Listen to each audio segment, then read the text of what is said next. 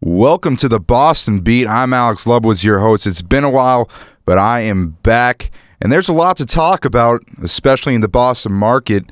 First, I'm going to touch on the Red Sox. The Red Sox, they're starting to pull things together again. Their pitching staff is starting to come together and play a lot better this past month.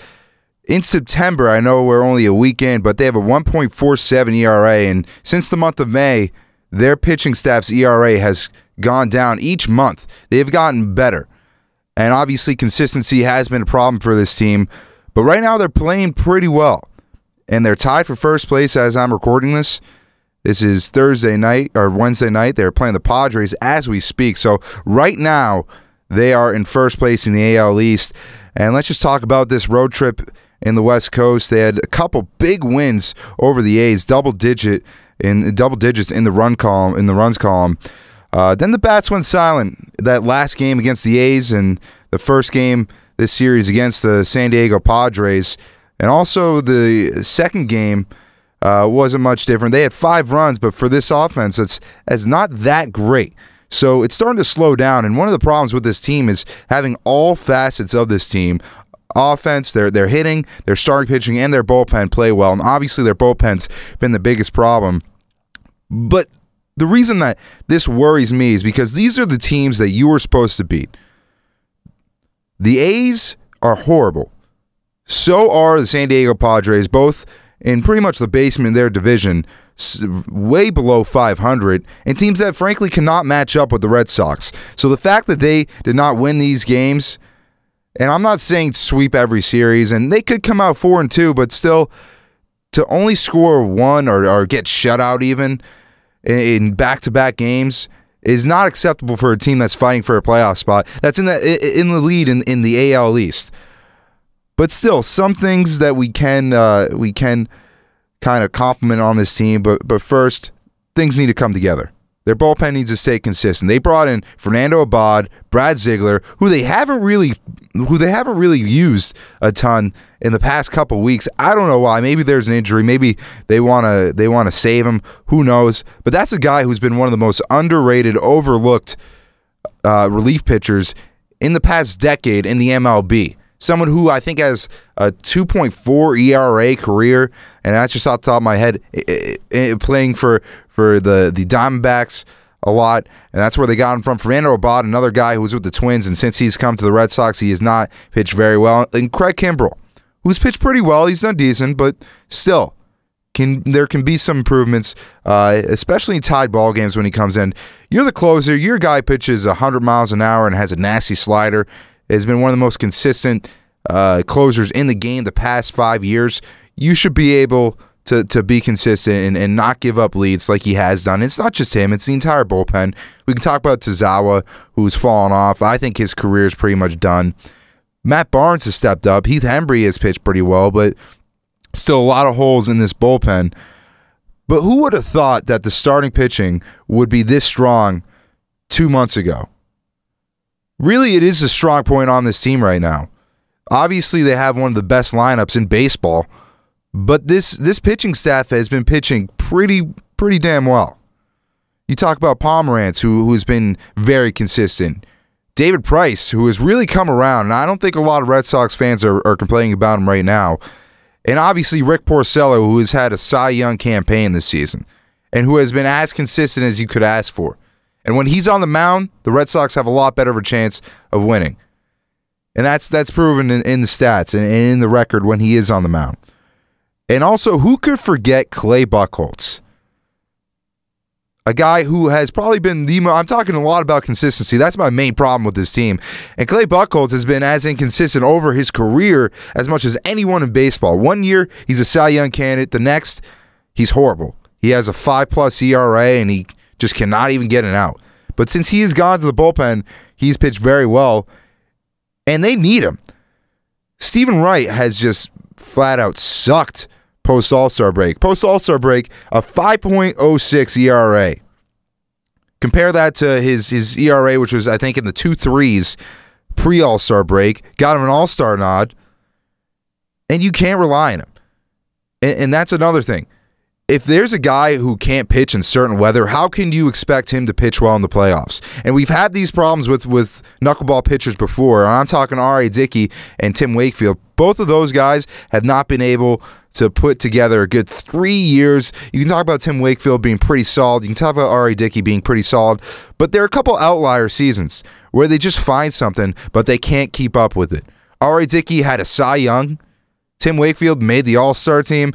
But outside of those 2 seasons for those guys, they've been pretty average. And I think Stephen Wright is more of the same story.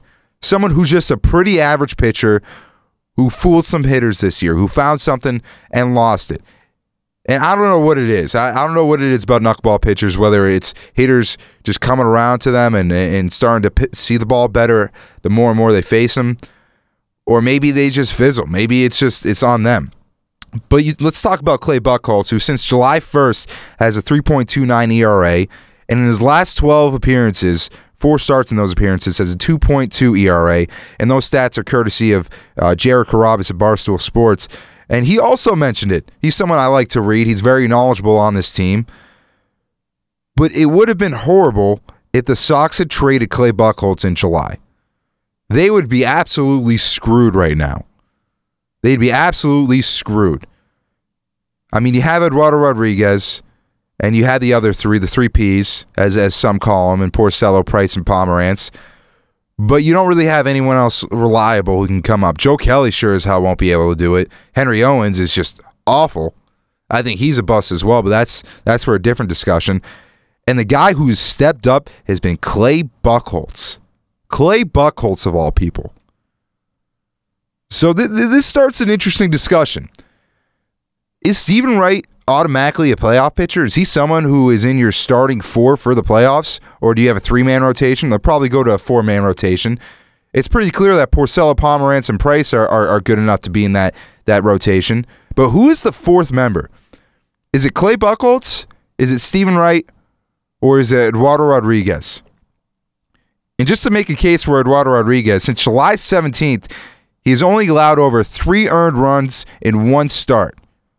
And you remember 3 starts ago, he had a no-hitter going in the 4th inning, and he got hurt. I think it was a hamstring injury, if I'm not mistaken. And then let's take a look at his last start. He had a no-hitter going into the 8th inning. And then, he got hit on the foot with a ball that was going up the middle. It was not a very good hit ball. It probably would have been fielded if he had let it go. So, a sketchy single. And who knows if he fielded that cleanly or someone did. Maybe he would have completed the game with that. He didn't let up a hit other than that one hit that hit off his heel. So it seems like he's kind of caught on to something. But he's also someone who's not super consistent. But I think those numbers speak for themselves. This is a very tough decision for John Farrell, who's not very good at making tough decisions, as you could tell if you're a Red Sox fan. So I think that's the number 1 story going into the postseason. Not to say that being in the postseason is a foregone conclusion for the Red Sox, but if they do make it to the postseason, who is your 4th starter? I do not think it's clear-cut. I think some people would say it's Stephen Wright. He's been unbelievable all season. Or his ERA at least is good. But you look at the second half of the season, I'm not trusting that guy in the mound on Game 7 or Game 1 or anything in between. For me, I think Erod might be the guy. I think these last 3 weeks, it's an audition. It's an audition for who gets that 4th spot. And whoever pitches the best out of those 3 guys is going to get it. I think that's how John Farrell should go about this, at least. So we're going to have to wait and see. Who do I think it's going to be? Maybe Buchholz can keep it together. He's someone who has had months on end of being unbelievable. Remember, 2013, he was very good. He's had a couple really good campaigns, a couple really good seasons. But again, let's not get ahead of ourselves and just automatically put the Red Sox in the postseason. We do not know if they're going to make it to the postseason. This last month of baseball is going to be extremely, extremely tough. The only opponents that the Red Sox are facing are AL East rivals. They play every single AL East opponent twice, with the exception of the worst team in the AL East, the Rays. Isn't it great how it works out that way? Including a 4-game series against the Orioles. So you play the Yankees 6 times, you play the Jays 6 times, and you play the Orioles 7 times. 3 teams that are all fighting for a playoff spot. And I think this is going to tell you all you need to know about this Sox roster. And in my opinion, they're soft. I don't know if they're gonna do well in this last 3 weeks of the season. I think there's a decent chance that they lose the majority of these games, and maybe they can slip into the second wild card spot. But if I had to guess right now, I don't think they have the consistency. I don't think they have the mental toughness. I don't think they have the moxie to be on the winning end of most of these games in the last 3 weeks. It's going to be extremely tough. But the season starts Friday. The season starts Friday when they play the Jays. So we're going to have to wait and see if they are going to do anything special these last 3 weeks. This is a team that I think has one of the most talented rosters in the MLB. I think, with the exception of the Cubs, this Red Sox team has the most talented roster. And I don't think that's too controversial to say. I think a lot of people would agree with that. You look at this lineup and what they've done. You've seen how Mookie Betts and Ortiz and Pedroia have done, and this tear that Pedroia's gone on, and you see how well the starting pitching staff has done. It's really the bullpen that's been the problem. But it's also the fact that one night when the starting pitching shows up, the offense doesn't. And one night when they score 6-7 runs, the pitching staff gives up 8. So they have to pull together. If they get hot, yes, they can win a World Series. I firmly believe that. But it's a matter of if they get hot. And I just don't know if they have that in them. And I don't know if they'll end up doing that. The Patriots, what a transition. The Patriots start up this Sunday Night Football against the Cardinals. I'm excited. And, you know, I know everyone's talking about this one storyline, Jimmy Garoppolo starting for the Patriots and being in the first 4 games, replacing Tom Brady. And I know it's getting old, but we have to talk about it. We have to. Because it is a hell of a storyline. These 4 games could dictate if the Patriots have the number 1 seed in the AFC or not, or if they even win the division. I think they're winning the division either way. And I think Jimmy Garoppolo is probably an above-average starting quarterback in this league. I honestly do. My gut tells me that he will do well. You look at Matt Castle back in 2008, 11-5 season, and he was the starter for the entire season.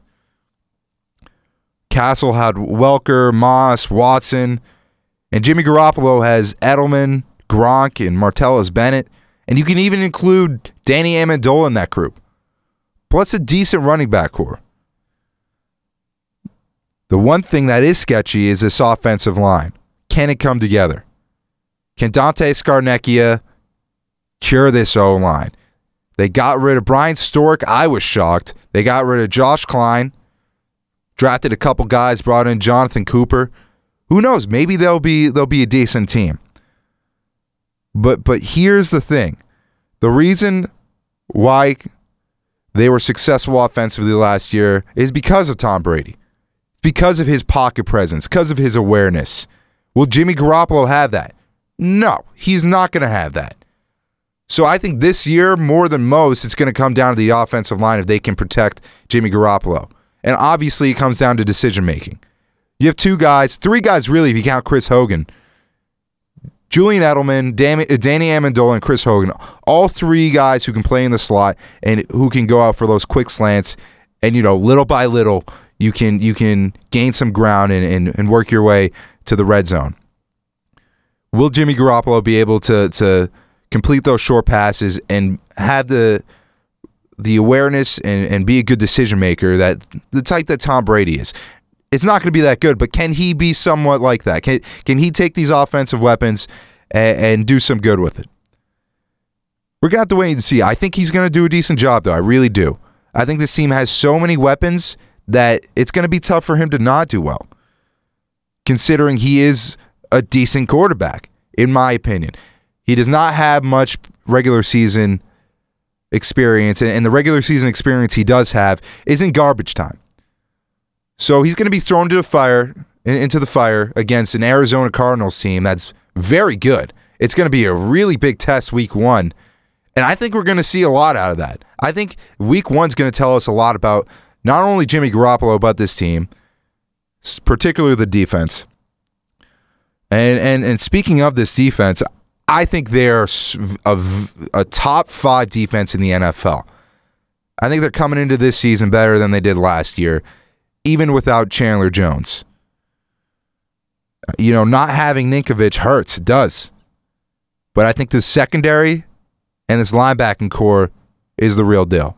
You have Malcolm Butler coming back, who last year solidified himself as a number 1 cornerback in the NFL.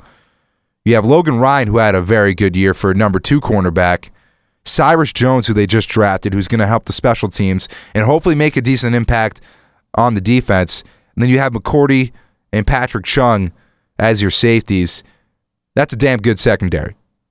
Match that with the fact that Jamie Collins and Dante Hightower are only 26 years old. You get Barkevius Mingo, who's 25, and McClellan, who's also a decent linebacker, who's not going to be the guy. He's going to be like your 3rd or 4th linebacker. That's a stacked defense. And I know the defensive line is not that great. They're not anything special. But I also think Malcolm Brown could come into the season and play very well. I think he's gonna step up, and you know, it's his second season in the NFL. I think he's gonna step up and really solidify himself as a decent defensive tackle. He did pretty well last year. I thought he had a good season. I think he's gonna build off that. You have Chris Long, who's a good veteran presence. I'm not expecting much out of him, but overall, this defense is very good. And it's going to come down to Hightower and Collins. I think those 2 guys are the guys to watch. And health, obviously. If these guys can stay healthy, that's key. That really is. So let's go to predictions. I'm optimistic about this Patriots team. I think they're very good. And obviously, I'm a lifelong Pats fan. But I've seen a lot of these teams come through, and I think that this year, more than most, they're exceptional. And I think the offensive line will be a bit better. Their weakness last year was stopping the pass rush. I think you mix a more experienced offensive line with a more experienced coach and Dante Scarnecchia, along with the fact that the AFC got worse. It's not as competitive this year. The Denver Broncos defense is no more. They're still good, but they're not like they were last season. I think that makes for a good season for the Patriots. So for these first 4 games, however, that's what I have to predict, because I'm not going to go a whole season. I can't do that right now. I'm going to say that in these first 4 games, they're going. I have 2 options. It's kind of a cop-out. They're going either 3-1 or 4-0. I look at these matchups. They have 3 home games against the Dolphins, the Texans, and the Bills, and the 1 road game against the Cardinals. And I don't know why. I think that this team could win against the Cardinals. I think their defense is going to do pretty well. And my gut tells me Jimmy Garoppolo is going to do pretty well. So for these first 4 games, Jimmy Garoppolo is under center. I'm saying they're going either 3-1 or 4-0, and the 1 loss they have is going to be a close game. They could definitely end up beating this Cardinals team. And don't think they can't because they don't have Tom Brady. This is a Bill Belichick coach team with an unbelievable defense. And I think that's the one thing being undersold this season. Their defense is very good. They can match up against anyone. The only question mark is in that offensive line.